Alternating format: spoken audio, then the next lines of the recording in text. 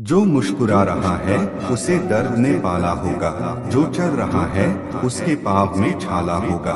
बिना संघर्ष के इंसान चमक नहीं सकता। जो जलेगा उसी दिए में उजाला होगा। संघर्ष क्यों बचे संघर्ष से? संघर्ष ही तो जीवन की आत्मा है। जितना कठिन संघर्ष होगा उतनी ही शानदार जीत होगी। एक बार एक किसान भगवान से बहुत ही नाराज हो गया। किसान बहुत मेहनती था। बहुत मेहनत से वह खेतों में अनाज उगाता, उसकी देखभाल करता, पर अक्सर उसकी फसल खराब हो जाती। कभी सूखा पड़ जाता, कभी बाढ़ आ जाती, कभी तेज धूप, कभी आंधी। कोई न कोई कारण बन ही जाता कि उसकी फसल खराब हो जाती। एक दिन वह किसान गुस्से में आसमान की ओर देखकर भगवान से कहा, हे ईश्वर, आपको लोग सर्वज्ञता मानते हैं कि आप सब जानते हैं। कहते हैं कि आपके इच्छा के बिना एक भी पत्ता नहीं हिलता, पर मुझे तो लगता है कि आप छोटी सी छोटी बात भी नहीं जानते। आपको तो ये भी नहीं पता कि खेती बाड़ी कैसे करते हैं। अगर आप जानते होते तो हर समय जो बाढ़, आंधी और तूफान आते हैं वो कभी नहीं आते। आप नहीं जानते कि कितना नुकसान उठाना पड़ता है हम किसानों को। यदि आप मेरे हाथ में यह शक्ति दे दे कि जैसा मैं चाहूँ वैसा मैं मौसम कर दूँ, फिर आप देखना मैं अन्य के भंडार लगा दूंगा।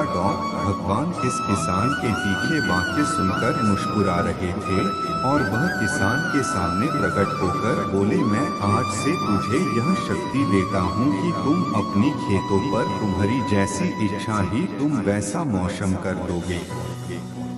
मैं बिल्कुल भी दखल नहीं दूंगा, तुम्हारी इच्छा से सब कुछ होगा। किसान बहुत खुश हो गया।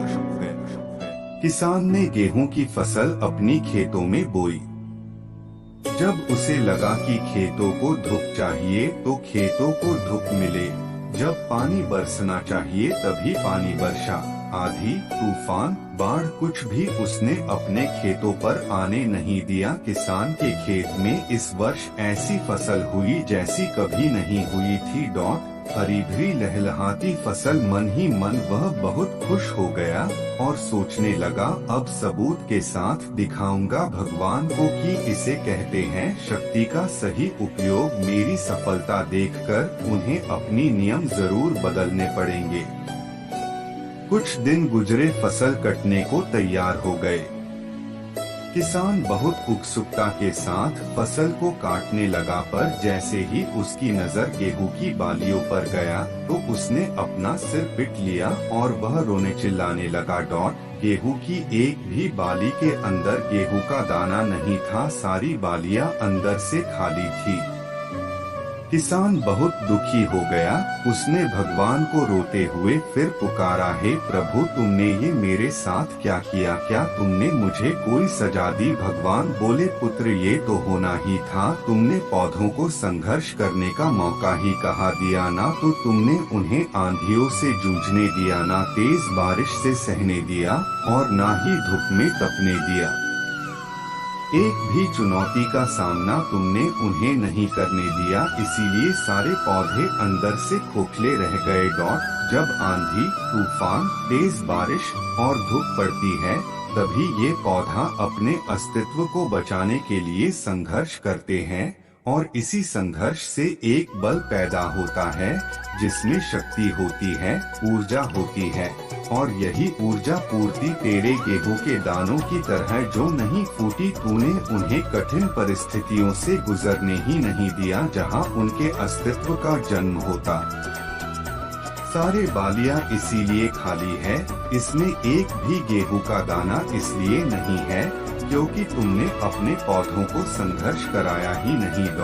याद रखिए, स्वर्ण में सवर्णीय आभा तभी आती है जब वह आग में तपने, गलने और हथौड़े से पीटने जैसे संघर्षों से गुजरता है।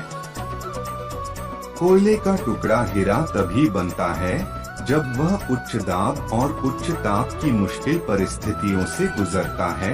इसी तरह यदि हमारी जिंदगी में कोई संघर्ष ही ना हो, कोई चुनौती ही ना हो, तो हम भी गेहूं की बालियों की तरह खोखले रह जाएंगे, कोई अस्तित्व नहीं होगा हमारा।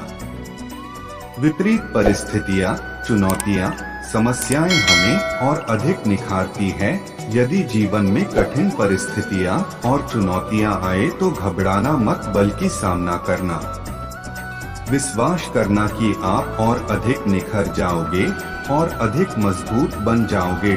किसी ने कितना सही कहा है, जिंदगी जीना आसान नहीं होता, बिना संघर्ष कोई महान नहीं होता। जब तक ना पड़े हथौड़े की चोट, तब तक पत्थर भी भगवान नहीं होता।